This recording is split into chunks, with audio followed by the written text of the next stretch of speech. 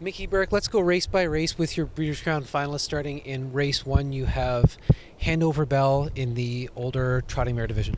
Yeah, she's a good mare. The 10-hole hurts her. I would have rather had the 11-hole that we originally had, but you know that happens. It's part of what we do. She had a nice, easy week this week. We trained her one trip on last Saturday. We'll train her up a little bit in the morning, and Matt gets along with her well, so she should be well competitive in the race.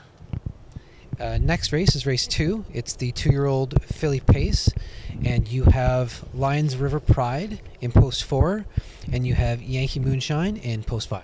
We were real happy with both these fillies. They raced real well. They went forward. Brian should get along with Lions since that'll be the first time he drove her. But I'll tell you one thing about Brian. He gets on a horse for the first time. They just seem like they explode a lot of the time. So I'm not real worried about that. And Yannick and Moonshine, even Yannick says that might be his biggest long shot that he thinks he can get up there and get a piece of it. Race 3, 2-year-old trotting colts, Southland Frank in post 5. That colt has just turned into be just an excellent colt. He's turned into, I mean, all year he's been good, but just the last couple starts, even Yannick's going, he's gotten more serious about his job. He's not pulling. He just goes out. He can rate him. He can put him where he wants, and he's really, really happy with how he's racing. And he was excellent in Lexington. Race 4, the 3-year-old pacing fillies, Southland Roulette has post 6, and Sasa Hanover has post 10. Another good bunch of fillies. Sasa's the Jugette winner this year. Matt got along with her, gets along with her well, and would have really wished her draw to come out a little better. But she was a little sick this week. We worked on that. I think she'll be better. Roulette, she raced good. That's about where she's going to be. You know, inside post position will help her, and Yannick will get a good position with her. Race 6, 3-year-old trotting fillies, Mission Brief has post 7.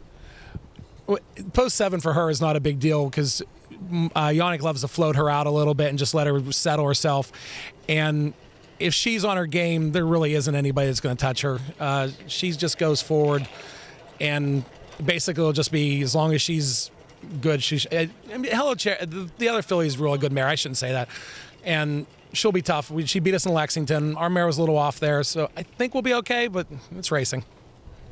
Race 7, 2-year-old pacing colts, Big Top Hanover in post 7, and Pretty Boy Hill in post 9.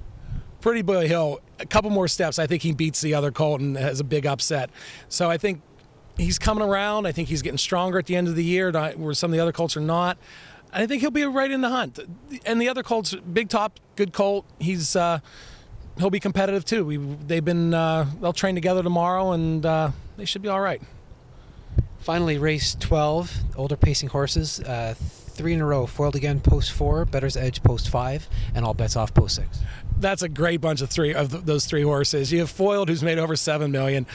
11 years old, shows up last week, beats everybody by 2 in the elimination. And like Yannick said, at the 3/4 pole, he knew he was the winner. He said he can just tell when that horse is right. Better's Edge, he's had a rough year this year, but he's starting to show up at the end of the year and starting to get along, act like his old self. And Brian got along with him. And then all bets off, he just loves the Canadian air. He won the Confederation Cup, he won the Prix d'Été, was real good in London. I think he'll be right. He'll be in it for the hunt. I said they'll be all right in the hunt. If you had to say one of your stable's horses impressed you most in the Breeders' Crown limbs, which one would you point your finger to? Southland Frank. Yeah, that colt was just out there just for a cruise the other day. I was so happy with him, and Yannick was just sitting there just riding along, and he was just gone.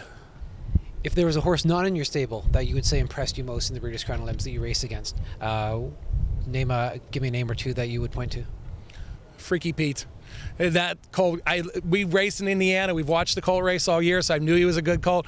But it was the first time he's had to go up against the best. I mean, he beat Wiggle Jiglet, so I mean that gave us all like, this colt could be serious. And then when he come up here and beat all these guys the other day, I'm like, you know what? He's gonna give them all they want with him this year. Is there a Breeders' Crown category that you would like to see your stable win most on Saturday night? Well, truthfully, yeah, I'd like to win the age space. I'd love to see Foiled win it again. I'd love to see him get a second one.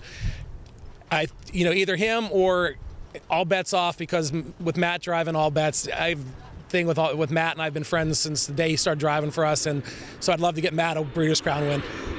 Which of the 12 Breeders' Crown finals do you think is the most competitive? 3-year-old pacing colts. There's enough of them in there that they could really get into some battling, and it could be. And as I said, Freaky Pete's going to be the new, something different in there. You got the colts that have been battling all year, Wakasaki and all them guys. It's going to be a tough little race. They're going to be right battling into that thing. They're not going to be sitting much in that race at all. Awesome. Thank you very much, Mickey, and best of luck Saturday. Thank you.